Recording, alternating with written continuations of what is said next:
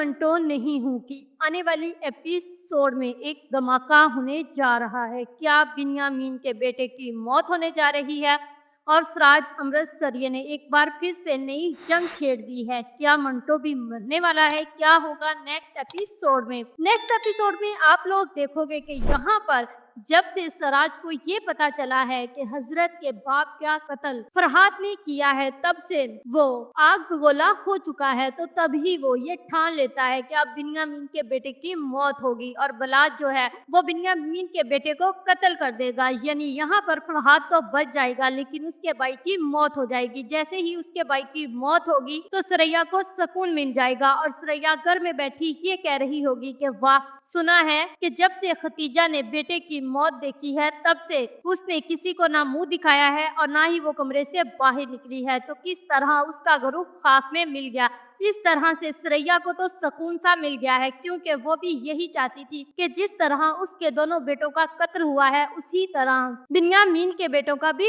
कत्ल हो। तो उसका एक बेटा तो कत्ल हो चुका है। तो दूसरी तरफ जो खतीजा है वो बिन्यामीन को ये कहती हुई नजर आती है कि कैसे बाप है आप, अभी तक आप बिन्यामीन फिर रहे हैं बने, लेकिन आपके बेटे का जो कातिल है वो बाहर घूम फिर रहा है। तो आप बिन्यामीन नहीं है, आप तो इस वक्त बुज़दिल लग रहे हैं। तो वहां पर बिन्यामीन ये कहता है कि जब तक मैं अपने बेटे की लाश के टुकड़े नहीं देख लेता तब तक मैं कुछ नहीं करूंगा। उसके बाद मैं उनके बेटों के भी टुकड़े टुकड़े कर दूंगा। लेकिन यहाँ पर जो सिराज अमृतसरिये है वो उसके बेटे को कत्ल करने के बाद भी ये ठान चुका है कि अब बिन्यामीन और उसके बेटे को भी नहीं छोड़ूंगा। तो दूसरी तरफ जो बिन्यामीन है वो पहुंच जाता है मंटो के पास, क्योंकि मंटो की ही वजह से ये लड़ाई शुरू हुई है। उसी ने जाकर फरहाद के बारे में गवाही दी थी। तो वहां पर बिन्यामीन मंटो को ये कहता है कि अब तुम इस रास्ते से हट जाओ वरना तुम्हारे लिए अच्छा नहीं होगा। तो वहां पर मंटो भी उसे धमकी दे देता है कि अपने बेटे फरहाद को बचा लो या उसे मार डालो, क्योंकि